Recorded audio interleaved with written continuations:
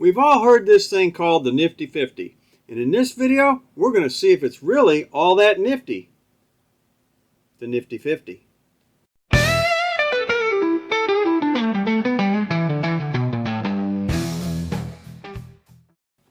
I'm Robert Maxfield. I'm a concert and music photographer in Dallas, Fort Worth, Texas, and welcome to Mac's Concert Photography, where we talk everything concert photography related, and then sometimes we talk some regular photography in there too. And in this week's video, we're going to cover what's so nifty about the Nifty 50. Like a lot of people, when I first started out, I got infatuated with prime lenses. I had a 28, a 50, a 135, a 200, all primes. And I thought, primes are the way to go. And then when I switched camera brands, I had to go from Olympus to Nikon because when I was in California, I couldn't find a new Olympus body to replace the one I broke in Santa Barbara. So I switched to Nikon, and since then I've been shooting Nikon ever since, and I got spoiled by the Nikon zooms. And when you're out on the forums, people will say, man, you got to use that Nifty 50. That Nifty 50, everybody's got to own one. Well, I've owned four of them I've owned four in my whole lifetime. I owned a Petrie, I owned an Olympus, I owned a Zeiss, and I owned the Nikon, which is this one right here, the 50mm f1.8D, which is an older model, but you can still get it. But I very rarely use it because I don't like the perspective it gives you.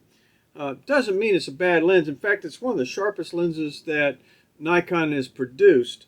And this particular one I bought refurbished from Walmart of all places. It was refurbished by Nikon. I paid $100 for it. They gave me a $30 discount, so I paid $95 for it. And they gave me a $30 discount, and I paid $65 for it, refurbished, which makes it one of the least expensive lenses that you can possibly have. But does that mean it's always the case with the Nifty 50?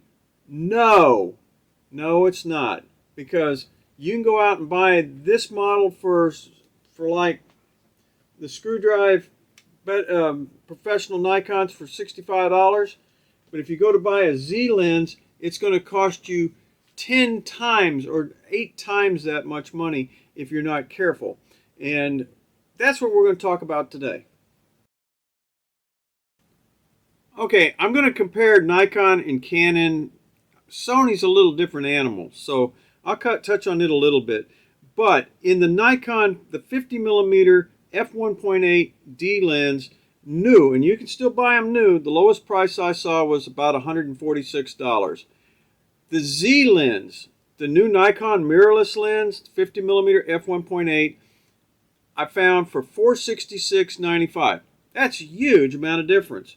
Very much so. And the specifications, believe it or not, the Z lens, which is the mirrorless lens, is half a pound heavier and 2 inches longer than the full frame f-mount lens for DSLRs. And you've been told, I know, okay, great. I've been told, hey, they're lighter, they're smaller. No, and the specifications I'm going to show you on the next slide will verify that. And then what we're going to do after we talk about that, I'm going to show you the comparison in Canon, and it's rather shocking. And if you're a Nikon user, I'd suggest stopping the next slide and looking and comparing at the F-mount versus the Z-mount in cost and all the specs, and you'll be kind of amazed.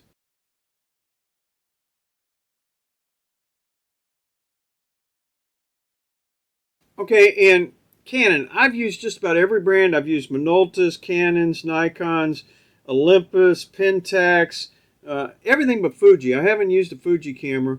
I've used Panasonic. I've used everything. But Canon just totally blew me away. In this next slide, you'll see the difference between their older EF and their RF version of their 50mm f1.8 is about $50. Specs are almost identical. Features are almost identical. For that $50, you get a few more features on the new RF mount, but they're not radically that much difference in price. It's like a $50 upgrade. Wow, will be a big deal, but it's not out of sight. So if you're a Canon shooter, same thing. Stop the slide, look at it, compare the notes, and you will see the differences between the two lenses. And I was shocked.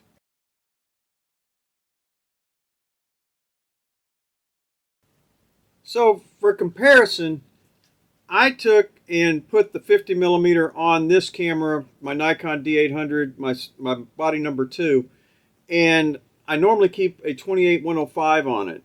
And to make the test, we went to the Dallas International Guitar Festival for I can't even talk. The Dallas International Guitar Festival for 2026. And I don't like to change lenses, but I started out with the 50, and then I switched to put the 28 back on. And one of the things I found is the 50 has 1x view. So that what that means is it's equivalent to what you see normally without any modification, any.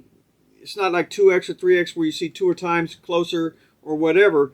It's limited to what you see the normal eye vision, and that took me some getting used to. So the first thing is I'm going to show you a picture taken with it and let you see what that perspective looks like. The reason I brought the lens in the first place is the previous year it was raining and we were stuck in this place called the Boom Room, and it was very dark. The ceiling was blown out, and I thought, well, you know, I need the extra little oomph that the f1.8 would give me. This year it rained again and it was about the same, but this time they left all the lights in the whole room on, and they had some additional lights to it. So the photo I'm going to show you is of Jackie Don Lowe, and he's a good subject for this because the 50 millimeter f1.8 Nikon is not shabby at all. It's very sharp, and you can see in the patterns of his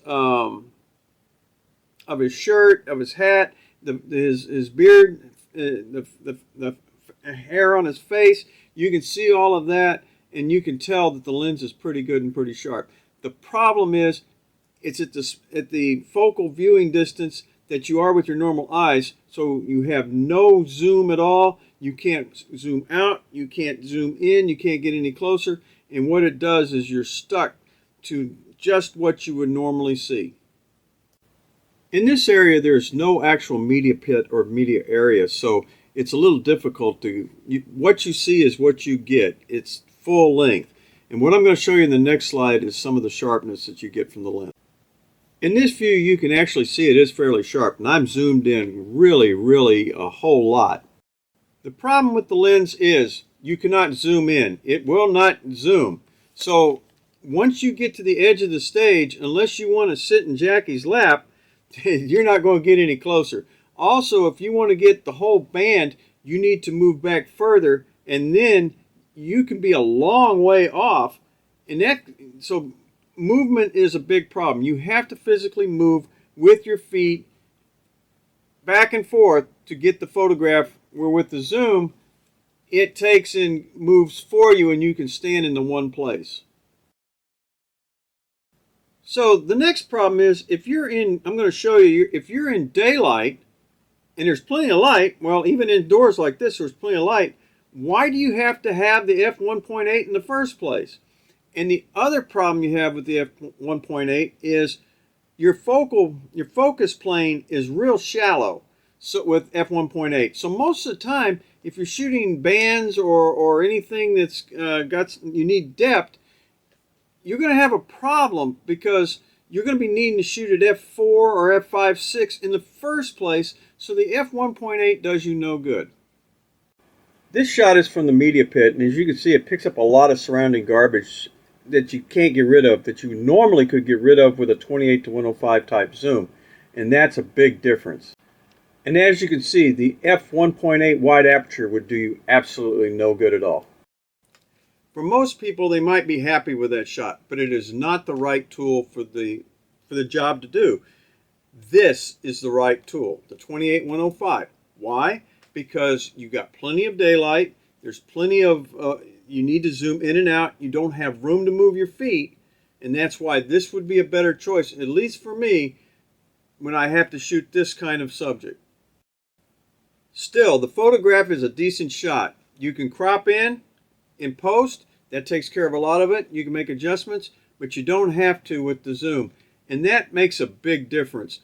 Doing it right in the camera and seeing what you're going to get when you do it. Now, I know a lot of people say that about mirrorless cameras, but anyway, the deal is you don't have to deal with that surrounding stuff. One of the things I learned real quick is the 50 puts you in really, really close, a lot closer than what you need to be. So if you need the whole band, you may have to go to something wider like a 24 or 28. In this case, I almost had to get completely out of the media area. This shot is done with a 28-105 at f8 in 160th of a second, and you can see I got the entire band. I learned last year that if you have fast-moving people and a real shallow focus plane, that's a bad combination. So I reshot the band field this year, and I knew immediately that I'm going to have to stick my aperture at about f8 to get plenty of depth. And I knew they were going to be moving around, so I had to give them enough speed. And with the 28-105, 160th of a second is pushing it, is pretty close to not enough, but it did the job in this case. So, is the 50mm f1.8, 1.4, 1.2 truly nifty? It just depends on, like all lenses, it's situational. This lens has a purpose. It'd be great for street photography. It'd be great. I use it for food on a crop sensor camera. On crop sensors, it turns out to be about a 75mm. It's good for portraits in some cases. I still prefer my zooms for portraits.